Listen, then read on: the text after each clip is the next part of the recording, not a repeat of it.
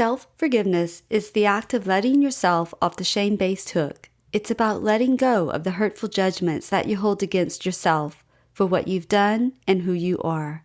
By Joe Colzer. Hi, welcome back to Life is a Treasure podcast. I'm your hostess, Michelle Durand, and this is episode number 13. On this episode, we're continuing with the series, Treasure Yourself. And the topic for today is self-forgiveness. We will be talking about what it is, why it is important, and how to learn to forgive yourself. Before we dive into self-forgiveness, let's look at what forgiveness is. Merriam-Webster's definition of forgive is to stop feeling anger towards someone who has done something wrong, to stop blaming someone, that could be ourselves, and to stop feeling anger about something. To forgive someone, including ourselves, for something wrong. And Wikipedia defines forgiveness as the intentional and voluntary process by which a victim undergoes a change in feelings and attitude regarding an offense and overcomes negative emotions, such as resentment and vengeance. And I love this saying, love is not a feeling, it is an act of our will. And I feel this way about forgiveness. Forgiveness is not a feeling, it is an act of our will. It is a process and it is a practice. We have to willfully choose to forgive others and especially to forgive ourselves. This process involves accepting forgiveness. And we need to choose to accept our own forgiveness. This topic is one that I've struggled with many times in my life and continue to struggle with often. I find it easier to forgive others than it is to forgive myself. I find that I'm often hurtfully judgmental towards myself, and I have to stop and wonder, why can't I forgive myself as I forgive others? I hold on to that shame-based hook and I stay stuck, unable to move on from the guilt. But forgiveness is the key to freedom. Self-forgiveness allows us to release ourselves from the hook, to heal, and to move on. Forgiveness is the release of anger, resentment, and other harmful emotions.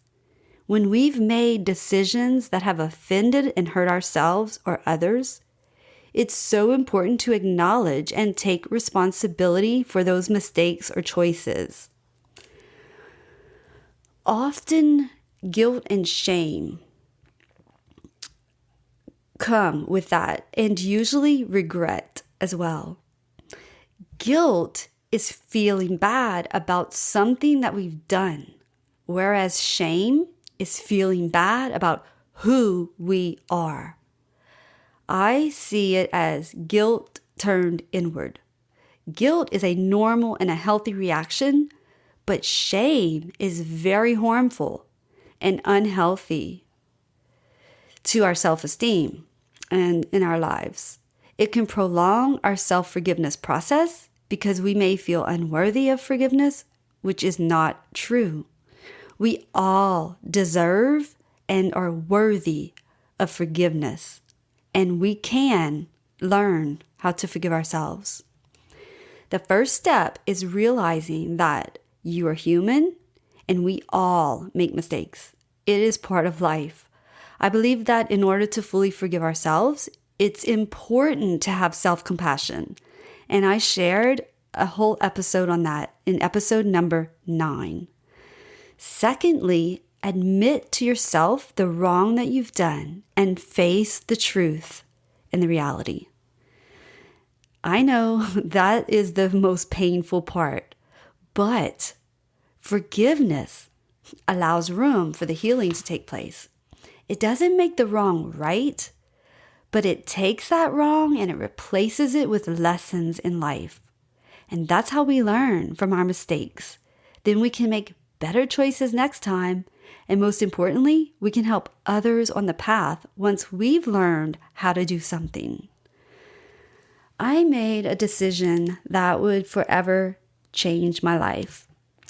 I thought that I would be able to quickly move on and continue my life as if it had never happened.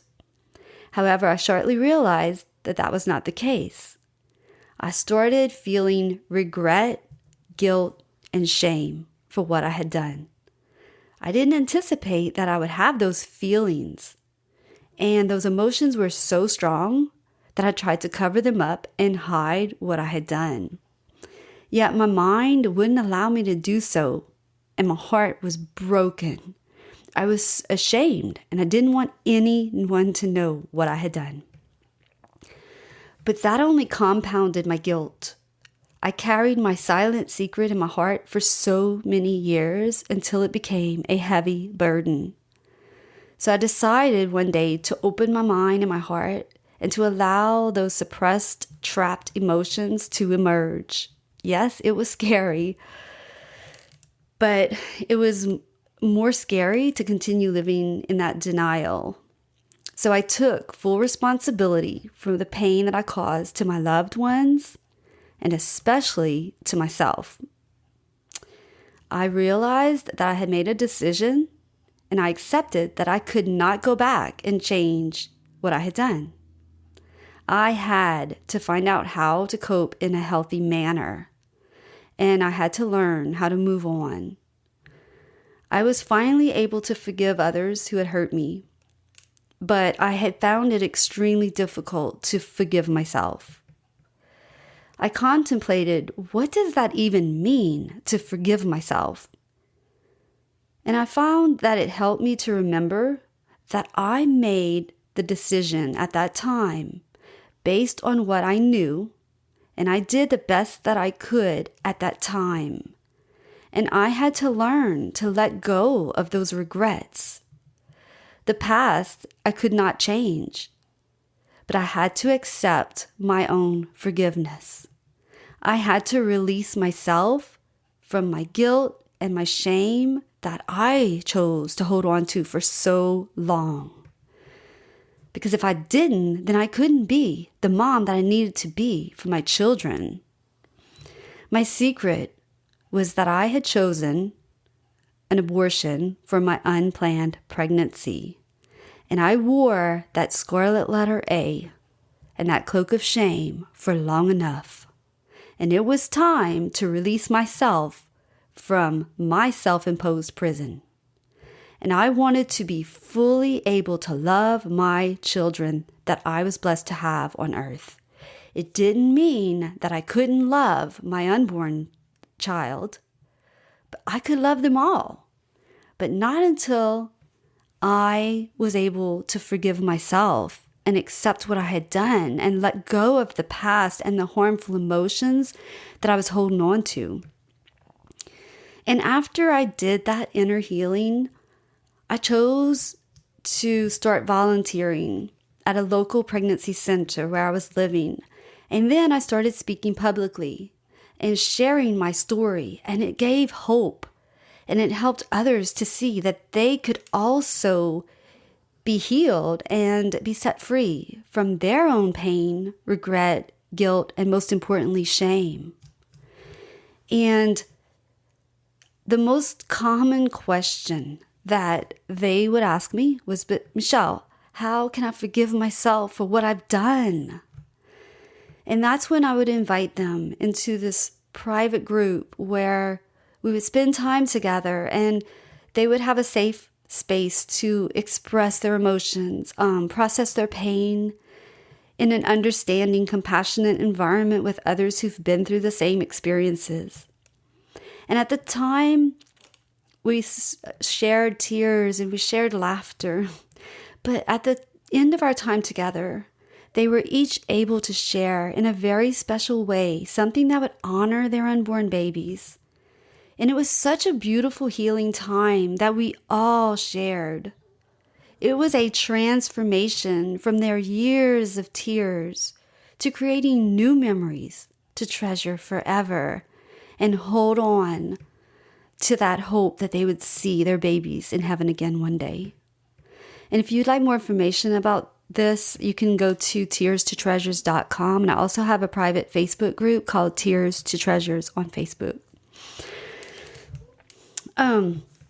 So I hope that will give you a little bit of inspiration. And if you know someone who's been through that experience, then please share this episode with them, because it's my hope and my vision that anyone who has a silent secret, whether it's abortion or miscarriage or stillborn or divorce, whatever that is, that they know that they're not alone and that there's others who go through the same thing, and they don't have to process it and go through life with it all to themselves, that they can also find other people who are going through that and have a safe place to share and heal.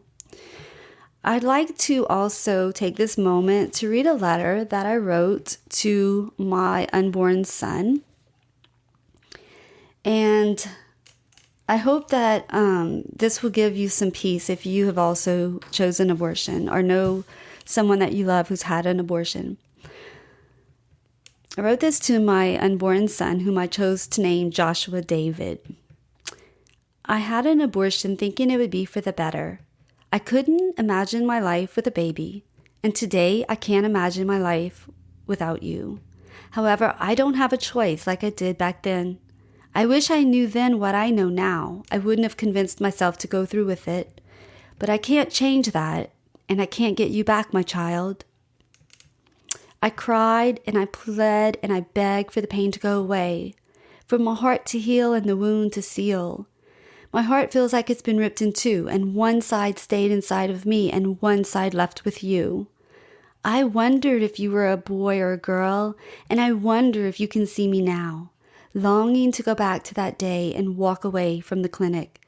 Instead, I realize that I need to move on. It's been many years, and I've cried so many tears that I'm surprised I have any left. What I've realized is that the tears are cleansing, and that there are always more from where they came from. Inside my heart, right near where you were and will always be. I know that you have forgiven me because you are pure love. I know that your love is unconditional, and I know that you love me. I choose to honor you by forgiving myself. I choose to accept my own forgiveness, and I choose to release the past. And I choose to forever treasure you in my heart and in my life. I love you to the moon and back, 70 times 7, Mommy. I hope that you've enjoyed this episode on self-forgiveness and that it has helped you in some way to find deeper healing for yourself and to find freedom for your life. I'd like to close this episode with some self-forgiveness affirmations that I have from artofliving.org, and I hope that these will inspire you on your journey in forgiving yourself. I forgive myself for my past decisions and actions. I release negative, damaging patterns of thought and behaviors. I have the courage to recognize the light within myself. I am capable and worthy of healing. I release shame, anger, guilt, and embarrassment. I am a being of love, compassion, and peace. I trust myself to build a better future. I am learning and growing every day. I approach myself with patience and understanding. I am a good person. And you are too. Thank you for listening, and I hope that I will hear from you soon. Until next time, peace, love, and joy.